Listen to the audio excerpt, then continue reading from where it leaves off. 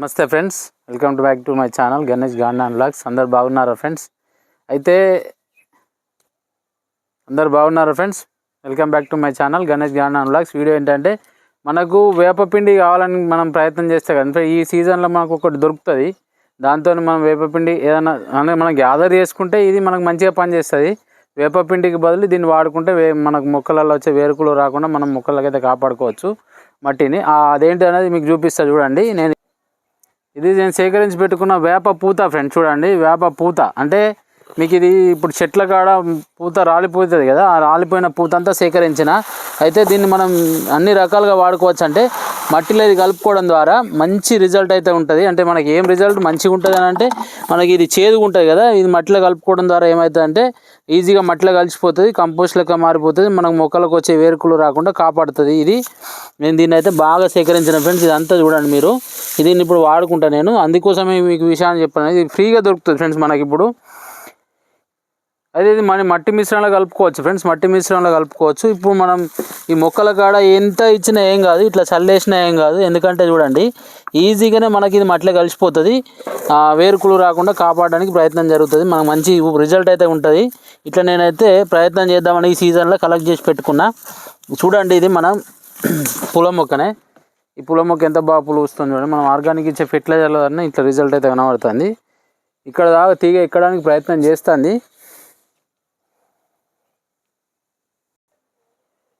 ఇది ఏ మొక్కకి ఇచ్చినా ఏం కాదు, ఎంత మొత్తంలో ఇచ్చినా ఏం కాదు ఫ్రెండ్స్. ఎందుకంటే ఇది ఆర్గానిక్ ఫెర్టిలైజరే. ఏం మొక్కలు చనిపోయే ఆస్కారం అయితే ఏముండదు, మనం ఇష్టం వచ్చినంత తీసేసుకోవచ్చు. అయితే నేను గుప్పడి వేసుకుంటూ వెళ్తున్నా. అయితే ఇక్కడ మనం ఇక్కడ చూడండి, ఇది గన్నేరు, ముద్ద గన్నేరు. ఇది నేను విజిఆర్ గార్డెన్ నుంచి పర్చేజ్ చేసిన. ఇది ఏంటిది, ఇది అదేదో అంటారు పూల చెట్టు, రాలే పూలు ఉంటాయి చూడండి, పారిజాతం పూల మొక్క అండి అది. ఇది కూడా విజిఆర్ గార్డెన్ నుంచి. ఇది ఫస్ట్ సీజన్లో కొన్నా, ఇది సెకండ్ సీజన్లో కొన్నా. అందుకే చూడండి తేడా చూడండి. ఇది చాలా చిన్న మొక్క లెక్క ఉంటుంది, ఇదేమో చాలా ముదిరిపోయింది. ఇంకా కొంచెం పెరిగితే మనకు పూలు కూడా వస్తాయి. ఈ గులాబీ మొక్కలకేమో ఇది మనం కోడిగుడ్డు పొట్టు ఉంది ఫ్రెండ్స్. ఇది ఇంట్లో వేర్ల కాడ వేసుకోవచ్చు దీన్ని.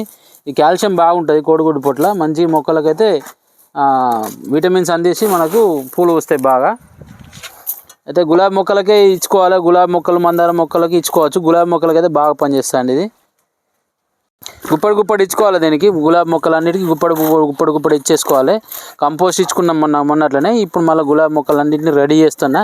చూడండి, ఎక్కడైనా గడ్డి కనబడుతుందా మొక్కలలో, గులాబీ మొక్కలలో ఇంత మంచిగా నీట్గా. అంటే మనం ఇన్ని రోజులు పట్టించుకోవాలి కాబట్టి ఇష్టం వచ్చినట్టు మడ్డి పెరిగింది.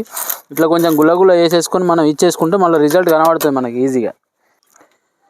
ఇది కొంచెం వేప పూత కూడా వేస్తానండి, ఎందుకంటే ఇది రెండు రకాల పని చేస్తాయి కదా మనకు.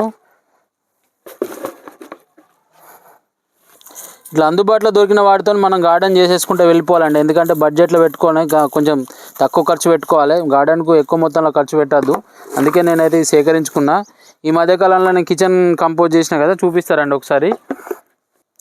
ఈరోజు డేట్ గుర్తుంచుకోండి అండి. ఎన్ని డబ్బాలు మనం ప్రిపేర్ చేసుకున్నామంటే ఒక 5, 2, 3, 5, ఇది 6, ఇది కవర్లో 7, 8, 9, 10, 11, 12, 13, 14, 15, 16, 17 ప్లస్ ఇంట్లో ఒకటి ఉంది 18 డబ్బాలు అన్నీ ప్రిపేర్ చేసుకున్నాం. అయితే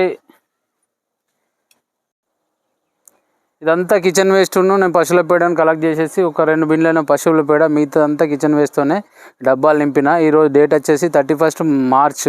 గుర్తుంచుకుంటే అంటే మనకు 2 months సరిపోతుంది. కానీ ఎండాకాలం కాబట్టి మనం నెక్స్ట్ సీజన్ కోసం రెడీ చేసుకుంటాం. అంటే మే ఎండింగ్ అన్నా లేకపోతే జూన్ ఫస్ట్ వీక్లో అన్నా దీన్ని అంతా మనం డంప్ చేసేసి మీకు చూపిస్తా ఎట్లా తయారైంది, ఏం జరిగింది అనేది.